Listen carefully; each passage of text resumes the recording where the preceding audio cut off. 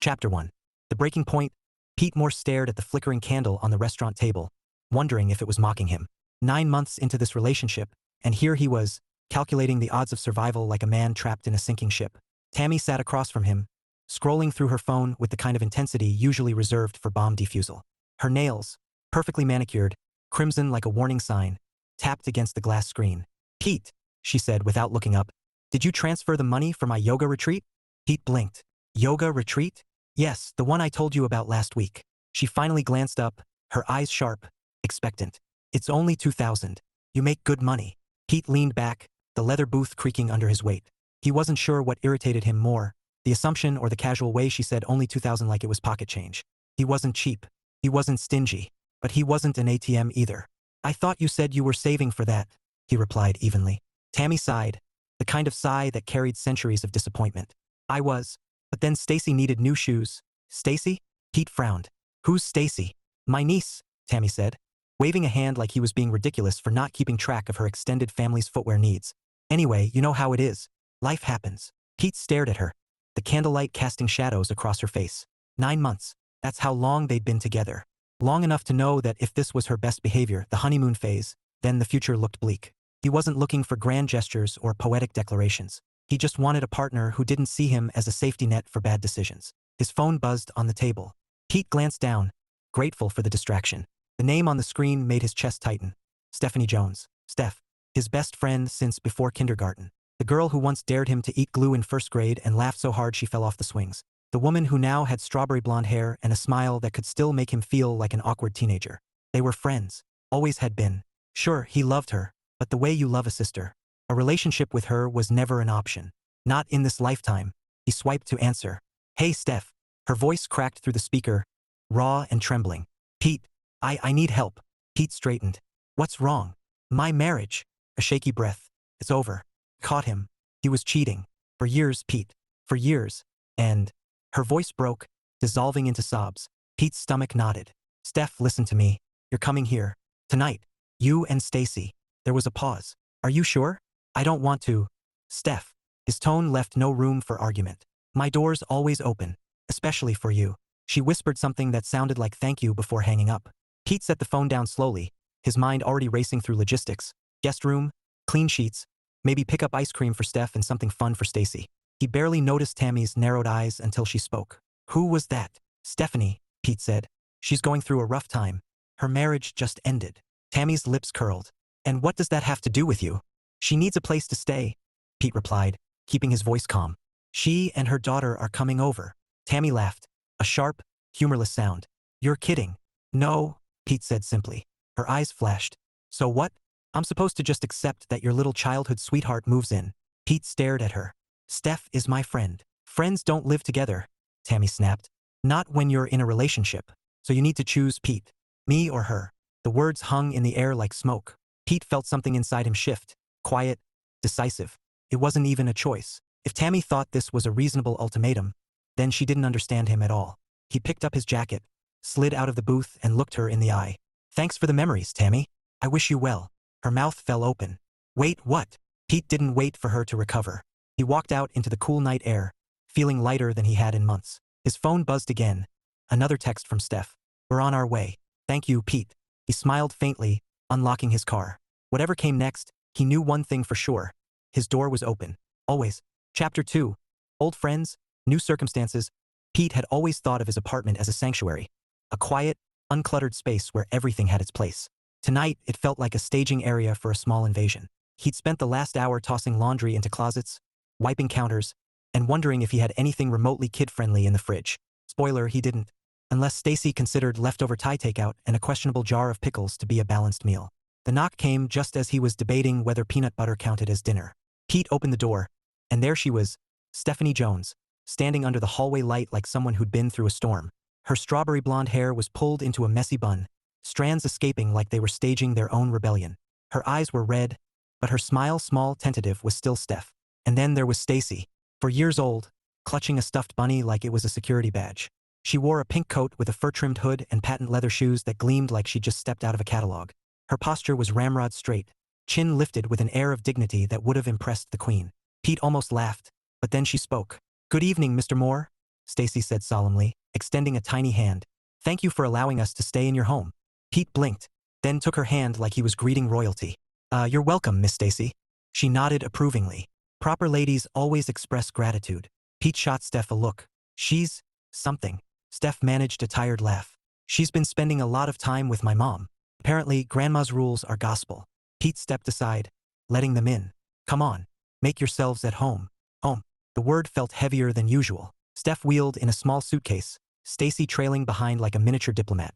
Pete closed the door and turned to find Stacy inspecting his living room with the scrutiny of a museum curator.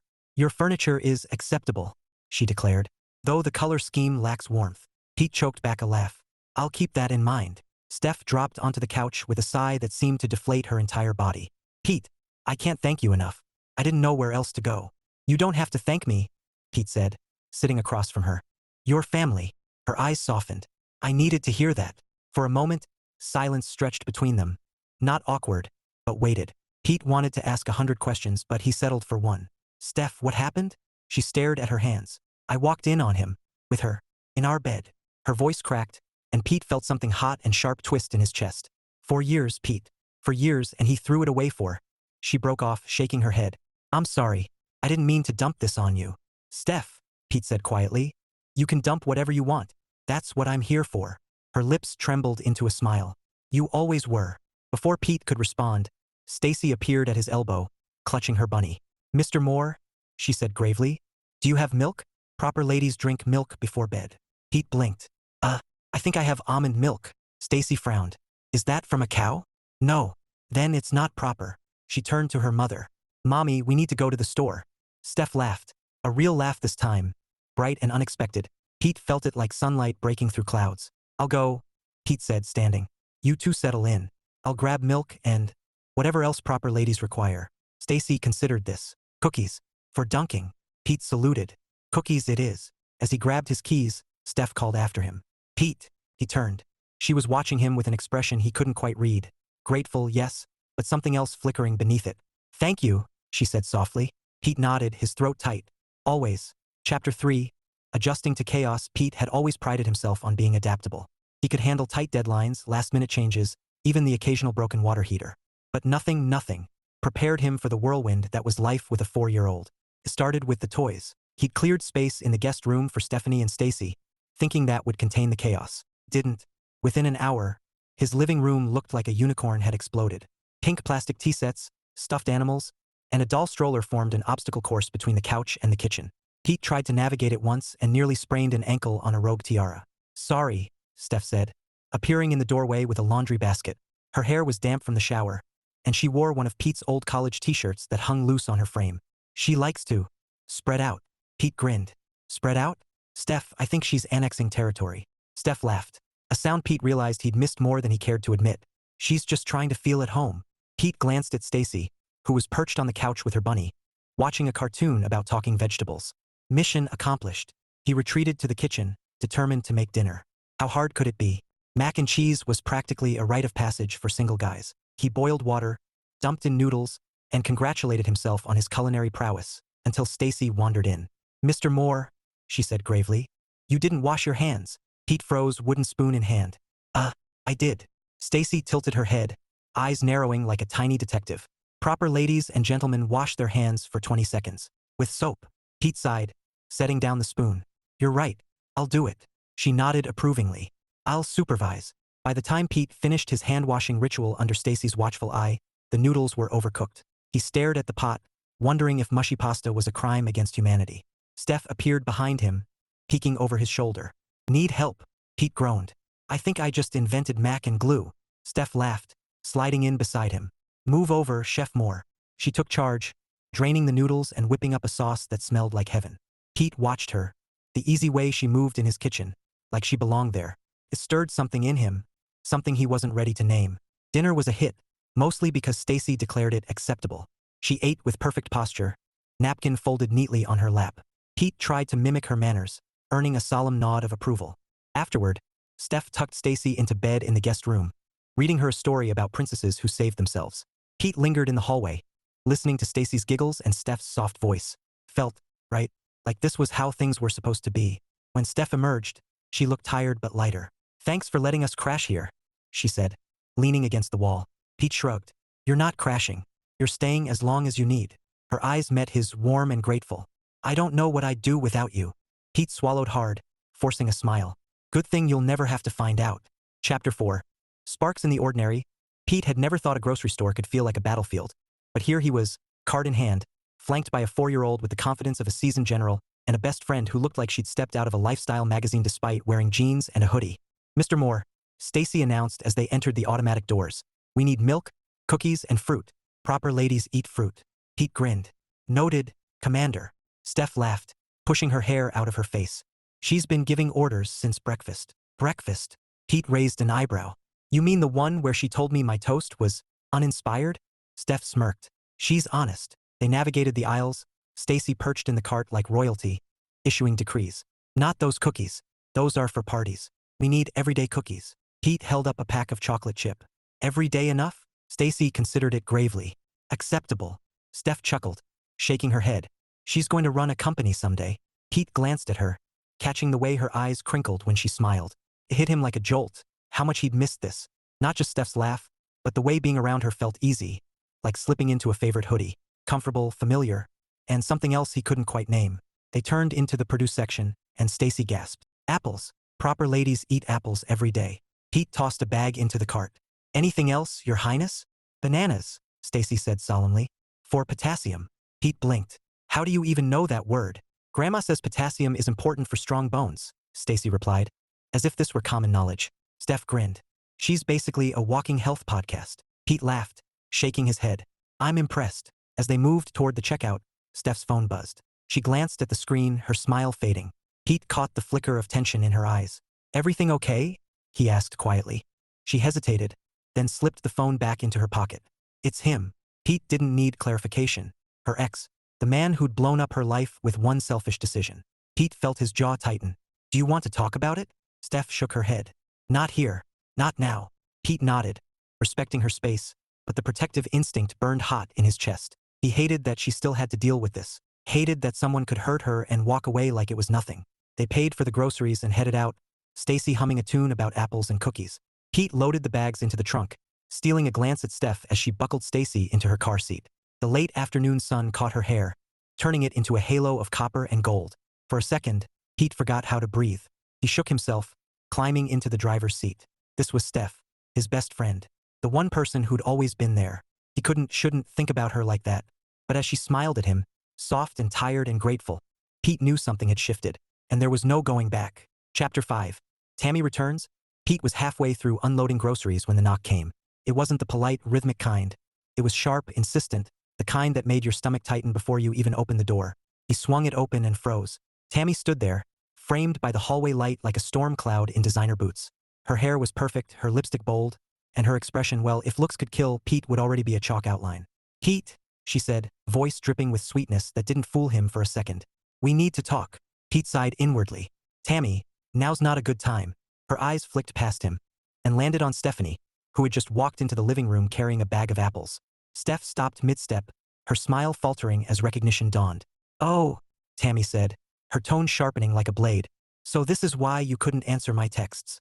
Pete felt the tension coil in the room like a live wire. Tammy, this isn't... Hi, Steph said politely, setting the apples on the counter. I'm Stephanie. Tammy's smile was all teeth. I know who you are. Before Pete could intervene, a small voice piped up from the hallway. Mommy?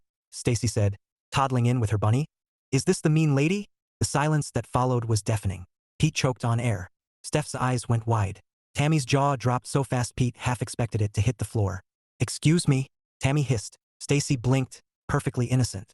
Grandma says ladies who make mommy cry are mean ladies. Pete pressed a hand to his face, fighting the urge to laugh and groan at the same time. Stacy, he said gently, why don't you go play in your room? Stacy nodded solemnly and marched off, bunny in tow, leaving a trail of stunned adults in her wake. Tammy turned back to Pete, her voice low and venomous. So this is what you left me for? A single mom and her kid. Pete's temper flared, but his voice stayed calm. I didn't leave you for anyone, Tammy. I left because you gave me an ultimatum. And I don't do ultimatums. Her eyes narrowed. You'll regret this. Pete met her gaze, steady and unflinching. No, Tammy, I won't. For a moment, she looked like she might argue.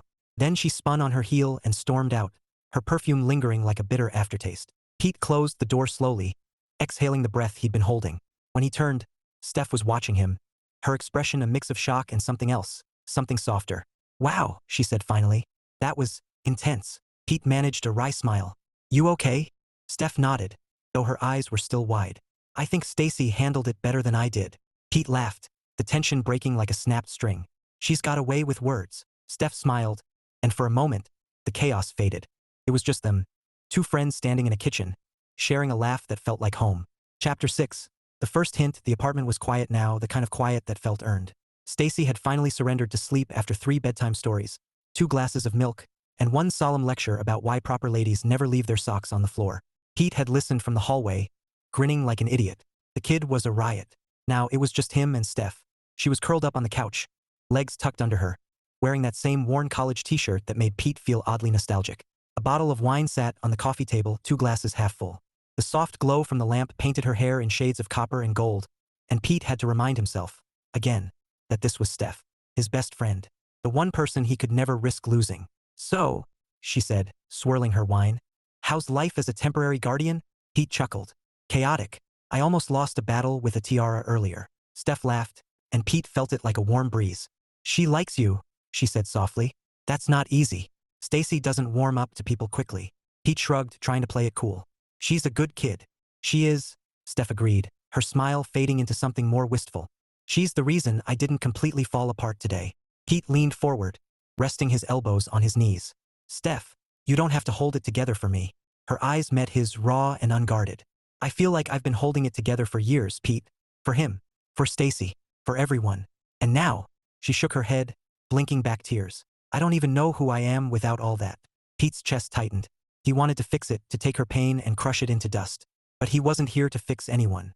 He was here to be what he'd always been, her safe place. "You're Steph," he said quietly.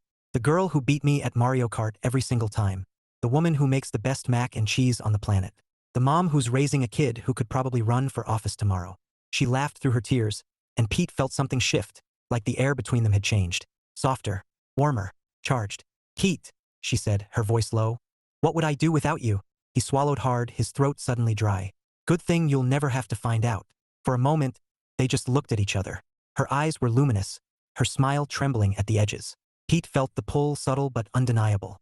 He wanted to reach out, tuck that loose strand of hair behind her ear, feel her skin under his fingers. But then Steph glanced at the hallway. "I should check on Stacy," she said, her voice breaking the spell. Pete nodded, forcing a smile. "Yeah, sure." She disappeared down the hall, and Pete leaned back, staring at the ceiling. His heart was pounding like he'd just run a marathon. This was Steph, his best friend. And for the first time in his life, he wasn't sure that was enough. Chapter 7. The complication? Pete was rinsing wine glasses when he heard Steph's phone buzz on the counter. She glanced at the screen, and her expression shifted, tight, guarded. Pete didn't need to ask who it was. He knew. Her ex Steph hesitated, then answered. "Hello."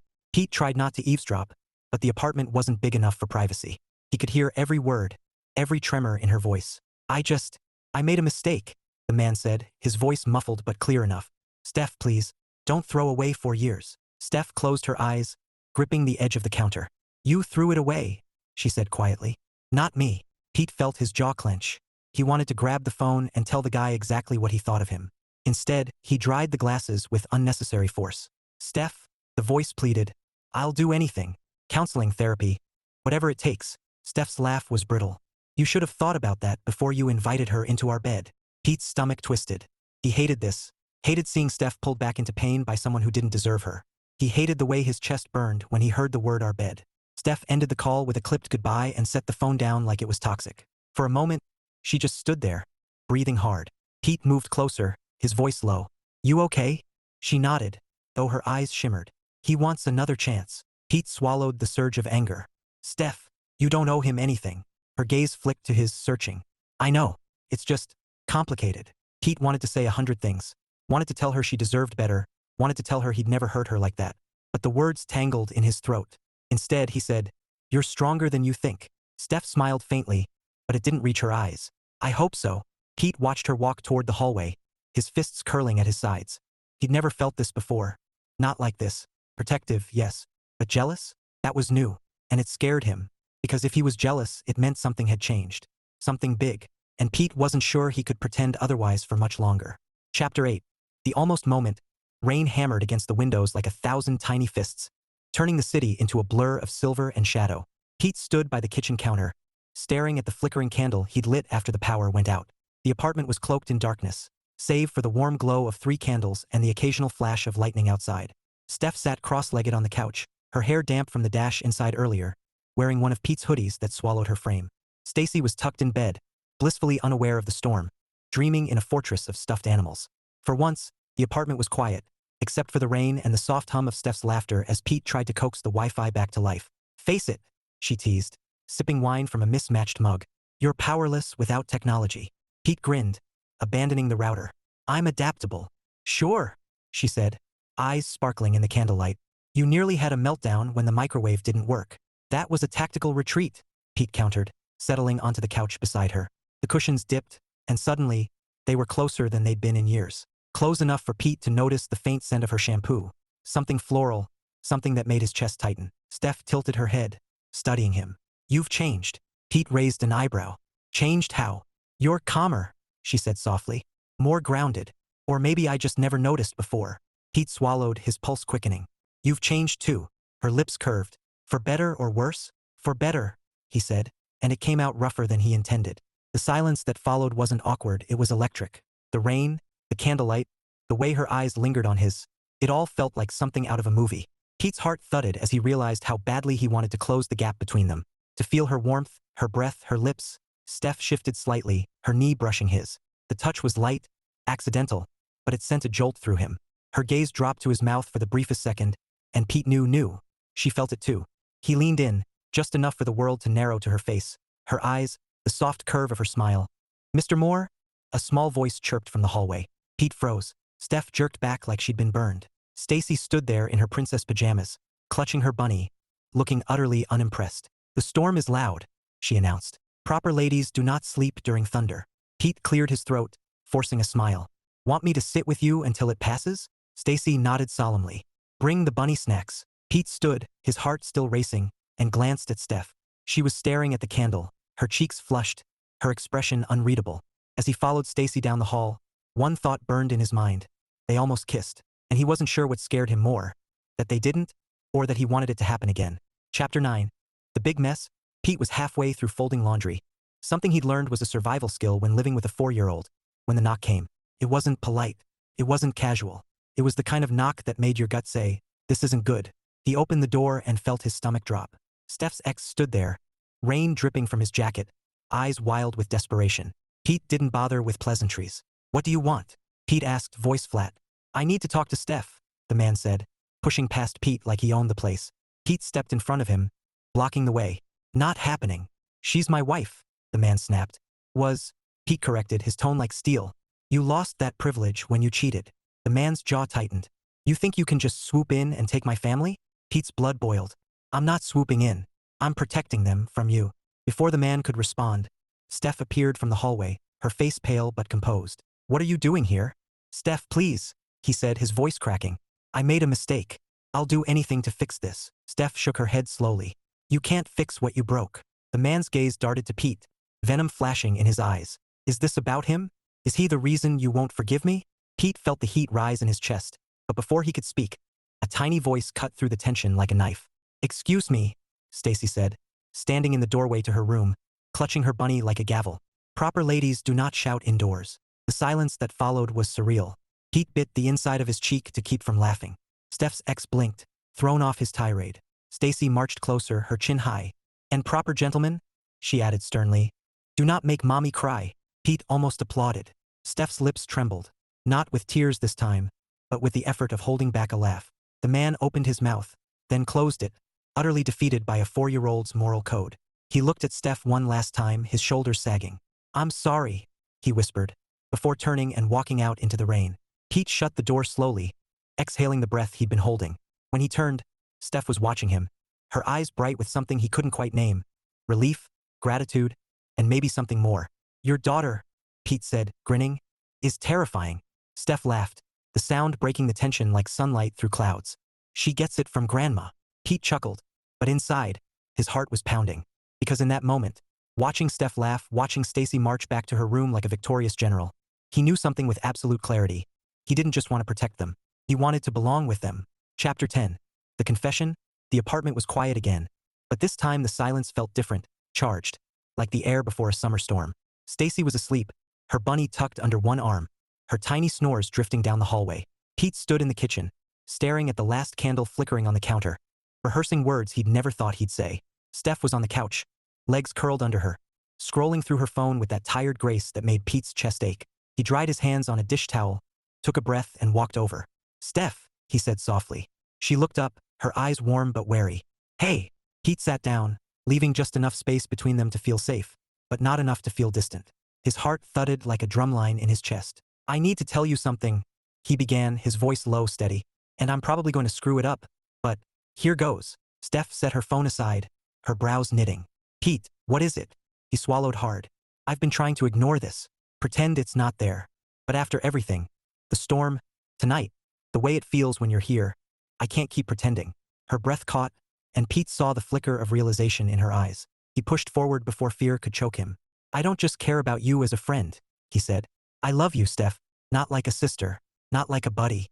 I love you in the way that makes me want to wake up next to you every day and never let you go." The words hung in the air, heavy and raw. Steph stared at him, her lips parted, her eyes shimmering with something Pete couldn't read: shock, fear, hope. "Pete," she whispered, her voice trembling. "You can't just, this is huge. We've been friends our whole lives. What if we ruin that?" Pete leaned closer, his voice fierce but gentle. "Steph, I'd rather risk everything than spend one more day pretending I don't feel this." She blinked, tears spilling over, and Pete's heart clenched. "I'm scared," she admitted. "I've already lost so much. I can't lose you too." "You won't," Pete said, his voice breaking. "I swear you won't."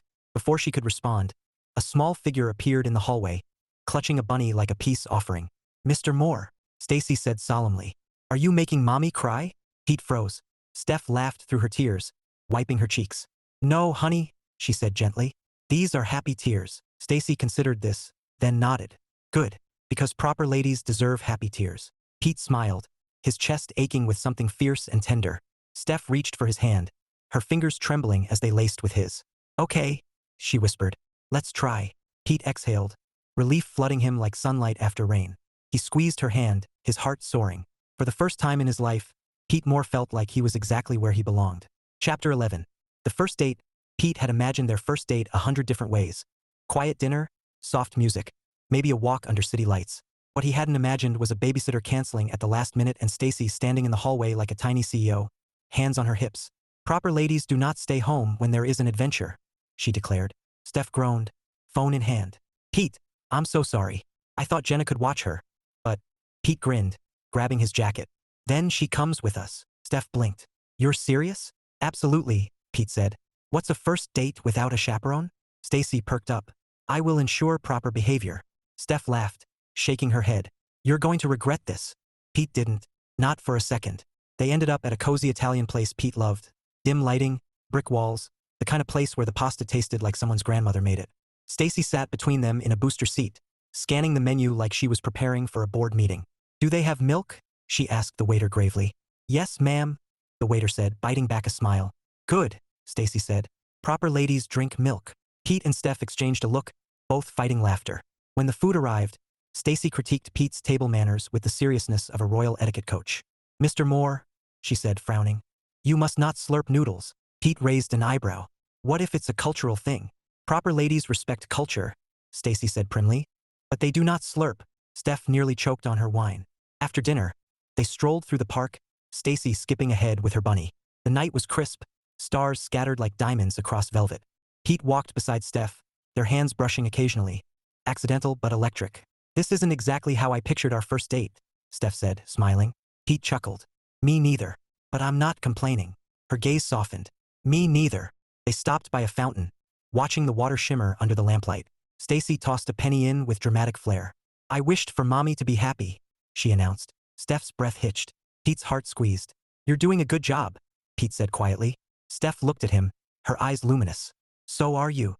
For a moment, the world narrowed to just them. The fountain, the stars, the warmth of her hand slipping into his. Pete held it like it was something precious, something he'd never let go. Stacy fell asleep in the back seat, Bunny clutched tight. Steph glanced at Pete, her smile soft and tired. "Thank you," she whispered. "For tonight. For everything." Pete squeezed her hand gently. "Always." And as they drove through the quiet streets, Pete realized something. This wasn't just a first date. It was the beginning of everything he'd been waiting for. Chapter 12. The turning point. Pete had faced high-pressure situations before. Tight deadlines, angry clients, even a surprise audit. But nothing compared to walking into Stephanie's parents' house with a bouquet of flowers and the weight of new love on his shoulders. The front door swung open before he could knock. A whirlwind of energy, otherwise known as Steph's mom, greeted him with a hug that nearly cracked a rib. "Pete Moore," she exclaimed, pulling back to beam at him. "Well, it's about time you showed up as more than just the friend." Pete blinked. Hi, Mrs. Jones. Call me Carol," she said, waving a hand like titles were for strangers. Come in, come in. Dinner's almost ready." Pete stepped inside, clutching the flowers like a lifeline. The house smelled like roasted chicken and fresh bread, and the sound of laughter spilled from the kitchen. Stacy darted past him in a blur of pink, shouting, "Grandma, proper ladies need napkins." Steph appeared behind her, cheeks flushed, eyes apologetic. "Sorry," she murmured. "They're excited." Pete grinned. "I can handle excited." Dinner was a full-contact sport. Carol kept piling food onto Pete's plate like he was training for a marathon. Steph's dad, a quiet man with a dry sense of humor, asked Pete about his job, his hobbies, and, at one point, his intentions. Pete nearly choked on a roll. "My intentions?" Steph groaned. "Dad." Pete cleared his throat, meeting the older man's gaze. "To make your daughter happy," he said simply. The silence that followed was brief but heavy. Then Steph's dad smiled, a small, approving curve of his lips. "Good answer." Steph squeezed Pete's knee under the table, and his heart did a somersault. After dinner, Pete helped Steph with dishes while Stacy entertained her grandparents with a dramatic reading of The Proper Lady's Guide to Life, a book Pete suspected was Grandma's doing. Steph bumped his shoulder lightly. "You okay?" Pete smiled. "Better than okay. Your family's amazing." Her eyes softened. "They like you. Do you?" he asked, his voice low. Steph froze, then turned to face him fully. "Pete." He stepped closer, the hum of conversation from the living room fading into the background. "I meant what I said. I want to make you happy. Every day." Her breath hitched, and for a moment, Pete thought she might cry. Instead, she smiled, a smile that lit up the room. "You already do." Pete kissed her then, slow and tender, the kind of kiss that felt like a promise. Steph melted into him, her hands curling against his chest, and Pete knew, without a doubt, that this was it. This was home. When they returned to the living room, Carol was waiting with Stacy perched on her lap like a tiny queen. "Did you kiss Mommy?" Stacy asked bluntly. Pete blinked. Proper ladies deserve kisses from proper gentlemen," Stacy declared, nodding sagely. "Grandma says so." Carol winked. "Smart kid." Pete laughed, his cheeks burning, and Steph squeezed his hand. For the first time in a long time, everything felt right. Messy, loud, imperfect, but right. Chapter 13. Happily ever awkward. Pete had never been good at grand gestures. He wasn't the guy who hired skywriters or rented out stadiums. But tonight, standing in his apartment with a ring box burning a hole in his pocket, he realized something. He didn't need grand. He just needed real. Steph was in the kitchen, humming softly as she packed Stacy's lunch for preschool. Stacy herself was perched on a stool, wearing a tiara and sipping milk like royalty. Pete took a deep breath, his heart pounding like a drumline. "Steph," he said, voice steady. "Well, mostly." She turned, smiling. "Yeah." Pete dropped to one knee. Steph froze, eyes wide. "Pete, before you say anything," he said quickly, "let me explain. I didn't plan a fancy dinner or fireworks or anything Pinterest-worthy. I can't wait another second to tell you that I want this. All of it. You, Stacy, the chaos, the laughter, the late-night mac and cheese. I want to wake up every day knowing I get to love you for the rest of my life." Steph's hand flew to her mouth, tears springing to her eyes. "Pete, will you marry me?" he asked, flipping open the box to reveal a simple, elegant ring that sparkled under the kitchen light. Before Steph could answer, Stacy hopped off her stool and marched over, bunny in tow. "Proper ladies," she announced solemnly, "say yes when a proper gentleman asks nicely." Pete bit back a laugh, his heart aching with love for this tiny oracle. Steph laughed through her tears, dropping to her knees so she was eye level with both of them. "You think he's a proper gentleman?" she asked Stacy. Stacy nodded gravely. "He makes good mac and cheese." Steph looked at Pete, her smile trembling but radiant. "Then I guess I have to say yes." Pete exhaled a shaky laugh, slipping the ring onto her finger before pulling her into his arms. Steph kissed him, soft, sure, full of promise, and Pete knew, without a doubt, that this was the happiest he'd ever been. Stacy clapped her hands like a tiny queen granting her blessing. "Now we can have cake," she declared. Pete laughed, holding Steph close. Cake sounds perfect, and as the three of them stood in that kitchen, laughing, crying, planning dessert, Pete realized something simple and profound. Happily ever after wasn't about perfection. It was about love, laughter, and a little girl in a tiara reminding you what really matters.